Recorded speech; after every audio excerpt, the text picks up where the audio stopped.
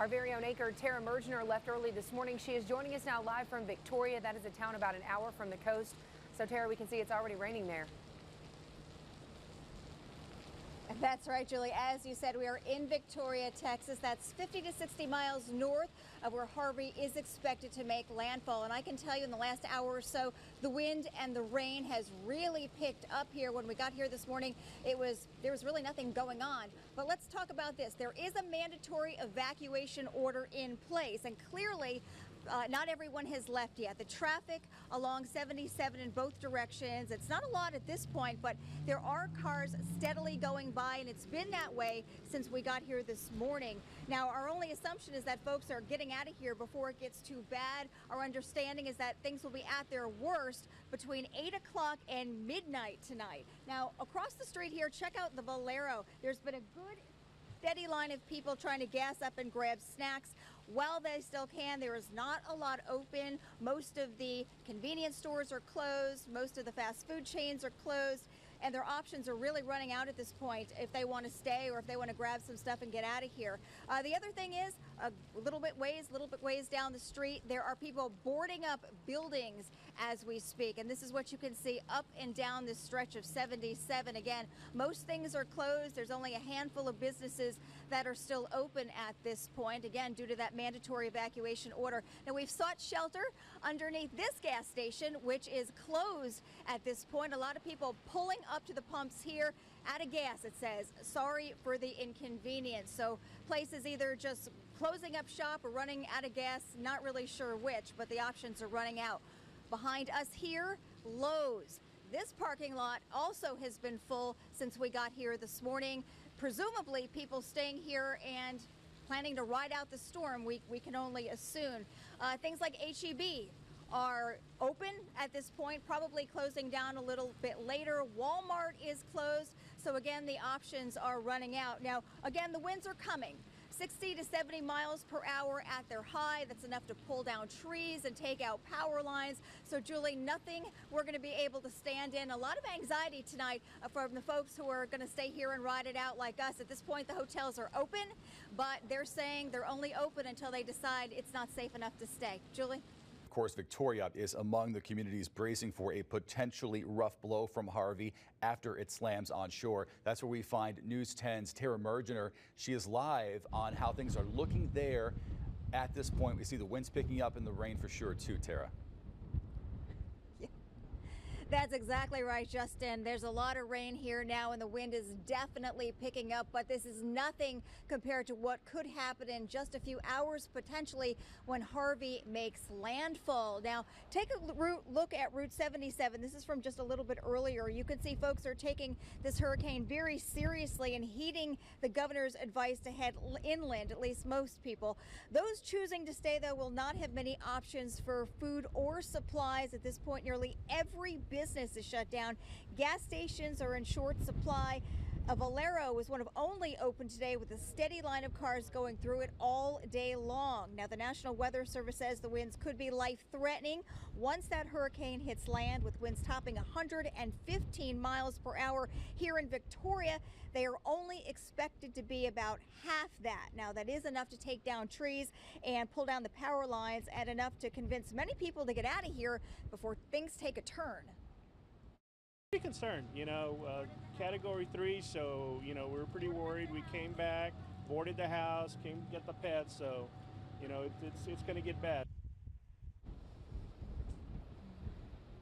All right, so first everybody has to get through this hurricane. Then once things calm down, the question is what then? There could be so much rain and everyone is hunkered down. But for example, the food truck here at the Hilton did not show up. They've got enough food for folks tonight, but tomorrow is another story. Coming up later in the newscast, we'll show you how another local hotel has made preparations to ride through the storm. Justin? First, let's send it over to Rusty Garrett with the latest on Hurricane Harvey. Rusty. Thanks a lot, Gordon. Well, the winds are certainly up and the rain is coming down in buckets, and not only along the Texas Gulf Coast. Take a look at satellite pictures as far to the east as the New Orleans area, and I'm just getting word that 130 mile per hour winds are now associated with this storm, so it has now been upgraded to a Cat 4, a Category 4 hurricane within just the last few minutes, and that means 130 plus mile-per-hour winds. Now, folks, we're talking true danger. Thank you, Rusty. As we said earlier, Tara Mergener is in Victoria tonight, where residents can feel a pretty good punch from Harvey. Tara, what's going on there now? Well, Gordon, there's a mandatory evacuation order in place, but not everyone is leaving. Clearly, if you need proof, take a look across the street over there in the distance. Those are people, they are actually stocking up on ice. Those who haven't left by now probably aren't going. If they're choosing to stay here and hunker down, they're going to have to really settle in for the night because everything here has pretty much closed up shop. Now, meteorologists, as we've been saying, expect the storm to be a Category 3 hurricane after it makes land. That would mean winds topping 115 miles per hour. Now, here in Victoria, they're expected to be about half that, but that is still plenty of wind to do some serious damage, like pulling down power lines and cutting out power, pulling out trees. Now, among those standing by ready to help, the Texas Army National Guard. That includes Sergeant Sam De Leon. He's a member of the News 10 family, and who, along with 1,000 other soldiers who have been mobilized for Harvey, they are standing by to help before, during, and after this hurricane makes landfall. Helping civilians that need help, or helping whoever's out there that needs the help. And again, these engineers, they're set up, they're ready to go at a moment's notice. Them, along with the first responders, are ready to just move out and, you know, help people when they need to. Okay, now that is a Category 4 hurricane. Now, Gordon, the wind here has been picking up. You could feel it whipping a lot harder just in the last hour or so. And forecasters say worst case scenario, a lot of the areas that are hardest hit could be uninhabitable for months. Gordon. Mergeners, stay safe. And while the coast will get the brunt of Hurricane Harvey, Bell County is expecting a lot of rain, and that could lead to flooding. That's something emergency management officials, as well as local businesses, are getting prepared for. News 10's Nestor Montoya is in Bell County on Nolan Creek and Nestor, and that's one area that's very prone to flooding. Absolutely, Gordon, and in fact, you wouldn't think that if you take a look at the creek right now, and some would even say that the levels look below average, but come tomorrow's downpour and the water levels will rise, and this area all around me will possibly be flooded. Harvey is not cooperating with us. It's moving around. Mother Nature does not always follow our plan. But Bell County Emergency Management is ready as Harvey gets closer to making landfall. We'll have flooding anticipated all over the county. Flooding caused from 5 inches of rain or more, and those in areas surrounding Salado and Nolan Creek face the highest risk, which is why businesses like the Gin at Nolan Creek are taking precautions. We're pretty used to it.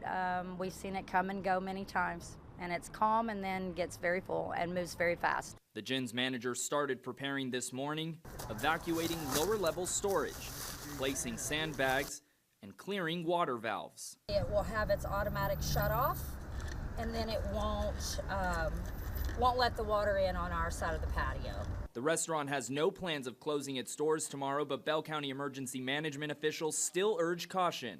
We ask folks, if you see water over the road, just turn around and don't drown and don't try to cross them.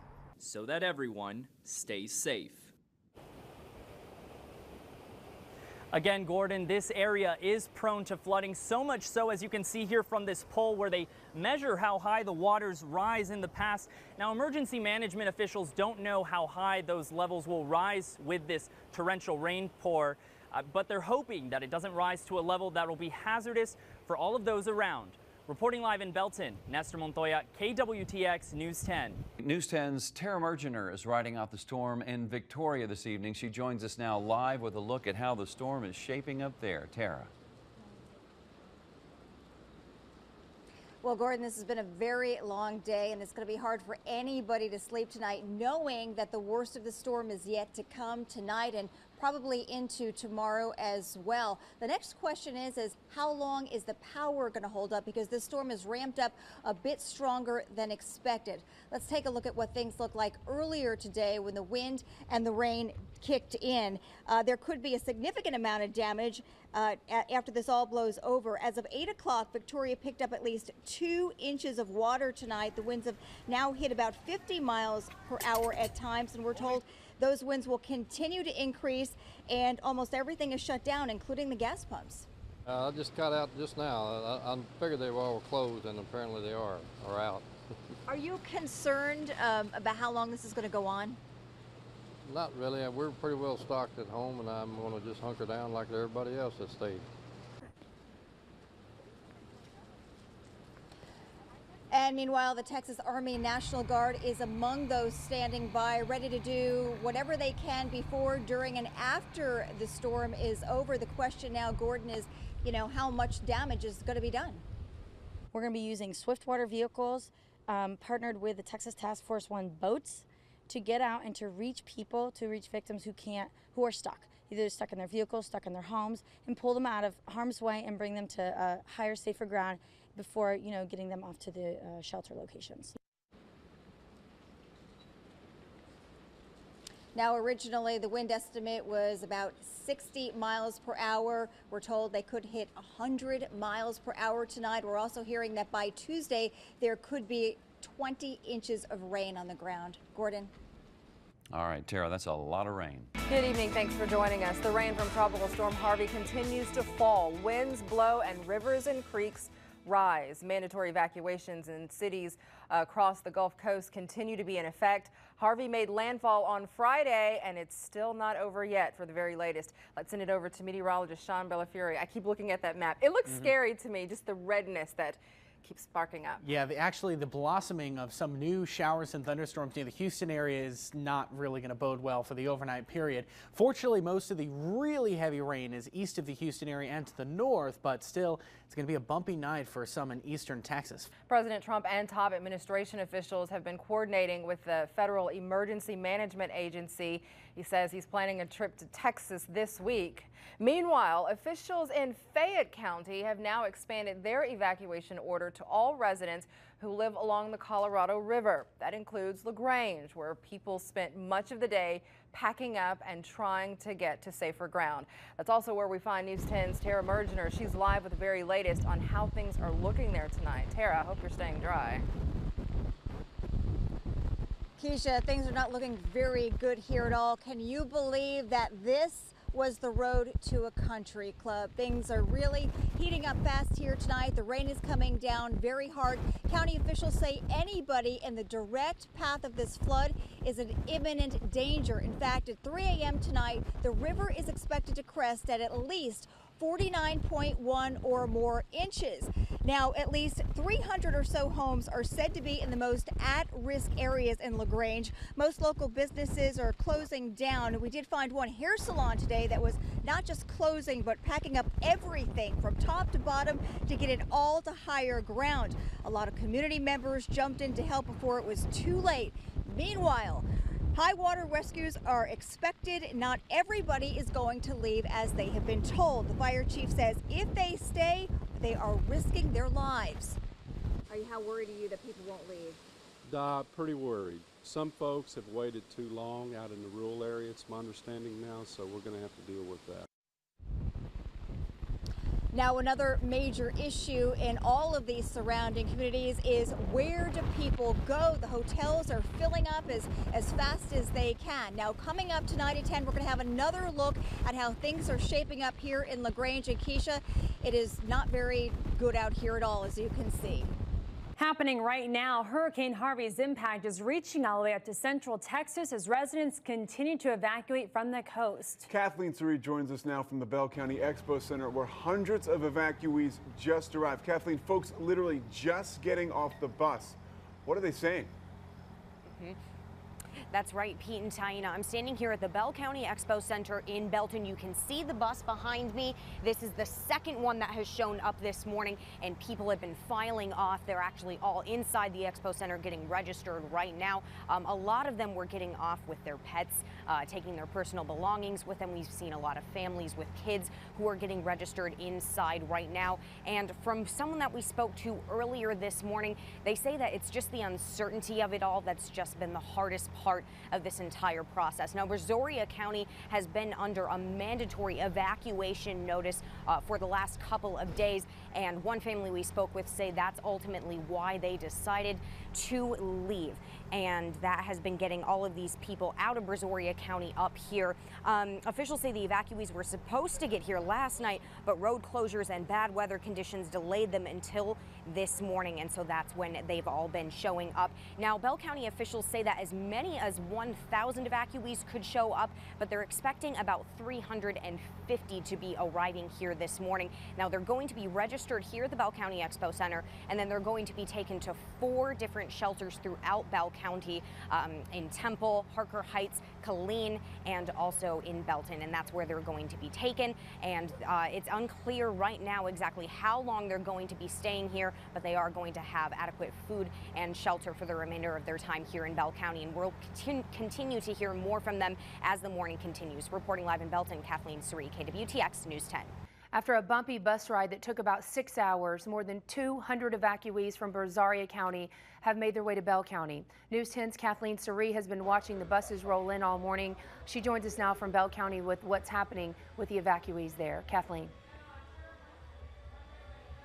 That's right, Julie. It has been a very, very busy morning down here in Bell County. And if you take a look behind me, you can see that there are some very exciting things happening here. We're going to get to that in just a moment. But right now, I want you to take a look at what the Bell County Expo Center looked like this morning as 7 charter buses full of evacuees from Brazoria County rolled in. And Brazoria County is under a mandatory evacuation notice right now. And they are a coastal county that is near the Houston area. Now, once the evacuees got to the Expo Center, they were registered and given housing assignments. Then they were taken to one of the 4 shelters throughout Bell County. While most people showed up on the buses, about 35 to 40 people drove themselves to the Expo Center, and that's been since this weekend, including the family that we spoke with. With my husband being in a wheelchair, we decided this time, we need to go. And I didn't want to take a chance on my husband. It's hard to be able to put him into a shuttle bus, so we just drove. Vargas says the feelings of uncertainty are the scariest part of this entire experience right now, but she is just happy to have her family by her side. Now, that family and many others also brought pets with them, and the Bell County Animal Shelter is taking care of them while the evacuees are here. And with all of these evacuees in Bell County, there are a lot of things that they need. Most of these people showed up with next to nothing, and that's why we're here at the Vista Community College in Temple, and we're talking with John. John, tell us exactly what do you guys need right now? We're getting a lot of really great stuff from all over Bell County. The specific need based on our inventory right now is going to be for men's shoes, new bottles and pacifiers, diapers and pull-ups, formula and bras for women and teens, and generally just clothes and medical supplies as well. All right, and you had mentioned that they do not need food here at Vista Community Church in Temple, and that's located at 7051 Stone Hollow Drive in Temple, and they are going to be open until what time tonight? We're going to be open until 8 o'clock tonight, and we'll reopen at 7 a.m. tomorrow and be ready to go as long as we need to. All right, and this is the central hub for donations in Bell County. If you are interested in helping out, this is the place to be. Reporting live in Temple, Kathleen Suri, KWTX News 10. Meanwhile, help is on the way for Houston as volunteers and supplies arrive in the area. News 10's Taina Maya is headed there as well, along with some off-duty officers. Taina. Good afternoon, Gordon. We're currently right now on Highway 6 heading to Conroe in the Woodlands area. I'm traveling in the back of one of the trucks in a convoy of about 7 different trucks, including 5 boats, now a total of 17 people. We have picked up our last person and we are heading there. I do want to go ahead and reiterate just the generosity of these officers. They're giving their time when they're either taking off time or when they're off on their normal duty, working with either Waco PD, Beverly Hills PD, even retired law enforcement officers. Every gas station we stop at, we're picking up, topping off. Now we're up to about $150 just with one officer following his efforts on being able to fuel this trip. And he really says it was, he was called to help, and he, within 12 hours, organized an event that he says he was surprised, and you'll hear more from him at 10 o'clock. I think it really is also to mention important to people that, these folks are trained, they know what they're doing, and they do stress that, they are law enforcement to some extent. So it's not something they're asking for anyone to go and help if you have a boat, because it really is someone who needs to be trained, know what they're doing. The questions on where we're sleeping tonight are still unanswered, and that's okay, because we're with the crew people that are guaranteed to keep us safe, and we're guaranteed to also help others. That is the mission, is to go into Conroe, a place where actually we've been told it's been hard for Houston officials to get into because of the severity of flooding on their end. And so for us to be that extra relief of help is something that they're thankful for. We've been in contact with several different entities in the Houston area, and so I think throughout the coming days you'll begin to see just how a small group of people started up by needing to answer a call to help will come together and really make a dent in this devastating flooding that we're all seeing and keeping track of. So I encourage you to follow us right here online and of course on social media for the latest on these efforts. In total, with 17 people, 5 boats, and a lot of generosity. Gordon. Very good. Taina Maya, thanks. More than 200 evacuees from Brazoria County spent the night here in Central Texas. 4 different shelters opened their doors to house them. Kathleen Suri joins us from one of those locations with a recap of how they got here. Good morning, Kathleen. I'm standing at the Killeen Community Center. This is one of the shelters where evacuees spent the night. This is where they're being fed and taken care of. Now, around this time yesterday is when the buses started rolling in to the Bell County Expo Center in Belton, all the way from Brazoria County. Brazoria County is on the Texas coast and is near the Houston area. They're under a mandatory evacuation notice right now, forcing many people from their homes, and they say they're not sure what they're going to find when they get back.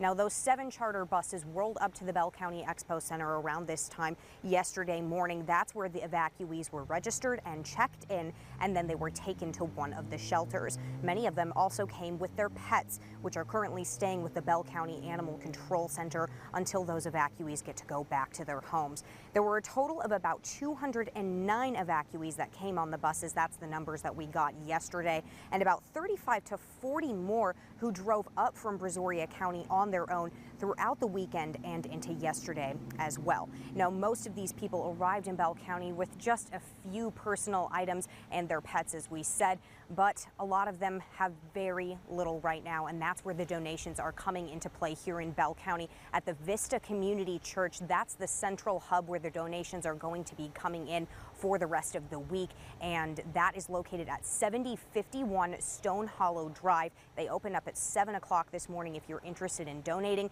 and if you want to see an active list of what they need most right now, that is listed on our website at kwtx.com. Just click on the Find It button, and then the Vista Community Church link is what you're going to want to click on to find out how you can help these evacuees who are staying here in Bell County right now. For now, reporting in Killeen, Kathleen Suri, KWTX News 10. Meanwhile, all of the Texas National Guard has been activated to help out with the crisis in South Texas. That includes one of our own here at News 10. Joining us now live via telephone is photojournalist Sam DeLeon, who is a member of the National Guard. First of all, Sam, tell us exactly where you are and what you're doing today.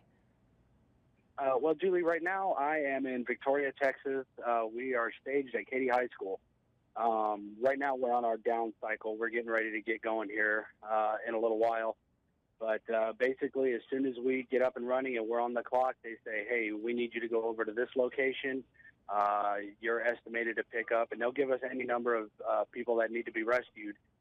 And it's our job to, it's our job to try to get there and find these people and get them to safety. Sam, we're looking at just unbelievable pictures of the heroic work, frankly, that you guys are doing. Is there any one instance, any person that you've met, any rescue that's happened that really sticks out in your mind so far? Not yet. I mean, they're all, everybody needs help. We've got people, when we find them, last night we picked up about 6 people They had 3 dogs with them. This elderly gentleman, he had 2 German Shepherds with him, and this lady who had her little Chihuahua with her. And they were just so thankful that we were there to pick them up and get them moved to safety. So, Sam, you all have obviously a very organized effort being part of something like the Texas National Guard. There's also a number of civilians who, we've seen them from here in Central Texas, are simply just showing up to help. Are you guys encountering a lot of that? Yes, sometimes they'll team us up with those civilians just that we can help each other out. But yeah, they're coming, they get attached, they may get sent out on their own. They'll come in and they'll say, hey, I have these capabilities. I can do only up to this much. So if that's where you need me, I can go to places like that. So it's really great to see all these people out here just doing their thing, coming out and trying to help others. And I know you've been in the service a lot longer than you have been a member of the media here at KWTX, but I'm very curious what it's like for you to sort of be on the other side of what's happening in the news. You know, for me, it's a little hard. Now I understand how some of our interviews feel when I put that camera in their face and like, okay, talk to me. But at the same time, I do understand that in the Guard, there is a job that has to be done, and I'm more than willing and happy to do it. News 10's Taina Maya is in the Kingwood area with members of local law enforcement agencies. So, Taina, what's going on down there right now? Good afternoon from Kingwood, Texas. It has been a very busy day. We have started with a water rescue from earlier today where we rescued a husband and wife and their 2 dogs, and then after that a mother, her child, and then the granddaughter have all gone thankfully to safe shelters. Right now we're currently in Kingwood, where behind me you can see there's just absolute chaos where you've got people who have volunteered their large boats, pontoon-sized boats, to go in the water with dive teams. To the other side of me, behind me on this side, you're going to see in the distance, or maybe you'll hear them. We can show you some video of the Coast Guard helicopters that have been here going back and forth several times, transporting people to hospitals, different places where they are needed to go this afternoon. So this is really just a conglomeration of different efforts. There's no one person leading this rescue effort. It is more so everyone pitching into the rescue effort. You know, the crew that we're here with in Waco has been playing multiple roles. They have been in boats, helping to drive boats. We're also in a 4x4 vehicle transporting those who need critical care from that assisted living center that is currently being evacuated. Also, we have people who are constantly, you know, answering questions because so many people don't know where to go, don't know what to do. We're told that we're not expecting this. We're told that this is not often flood, and that is why it has been so traumatic for some people. I want you to listen to the rescue video that we had from earlier today. It was great. I've been trying since midnight. I don't even know what time it is now. It brought tears to my eyes to see that woman being rescued, and I know for many people here, they have nothing but tears to express when they finally get into the hands of someone. So I want to stress to you that, you know, the rain has not let up here. It's been raining constantly now all day, and so this team from the Central Texas area is really doing their part in helping in every way possible. We barely just got a bottle of water, and you know, that's okay because there are more important things, and so your prayers are continued to be welcomed in this area. And I just want to ask that you know, if you know someone in this area, please call them and check on them, and please thank the first responders in our area because their help we could not go without their help. So we'll continue to bring you more live updates right now in Kingwood. Taina Maya, KWTX News 10.